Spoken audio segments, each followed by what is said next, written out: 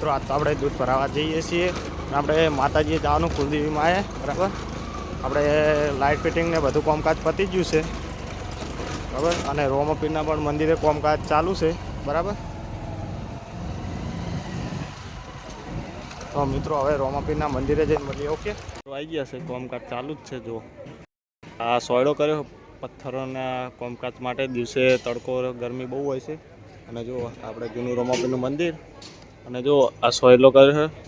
પોહડા લાવ્યા હતા અને નેટ નાસી અને ડિઝાઇનનું કોતરણી કરવાની હોય એટલે આખો દિવસ બેસી રહેવાનું હોય એકને એક જગ્યાએ. અને હોય કોઈ ઝાડ છે નહીં, એના કારણથી સોયડો કરી આલવો પડ્યો છે. અને હાલ ગરમીના કારણે કામકાજ થોડુંક ઓછું ચાલે છે, કેમ કે ખોતરવાનું બહુ હોય છે ને એમાં આખો દિવસ જતો રહે બરાબર.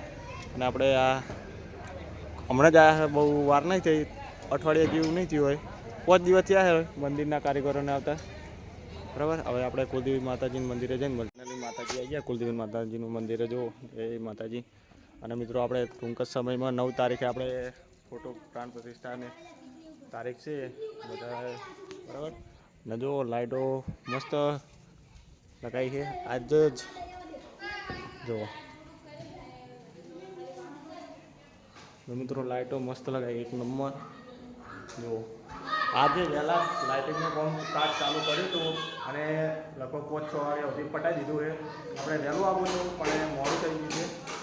અને જો તમને ખાલી બતાવી દીધું. તમારા સાહેબભાઈ આવ્યા શેક નહીં. શું બસ સાહેબભાઈ, લાઇટો જેવું મસ્ત ગોઠવી છે ને,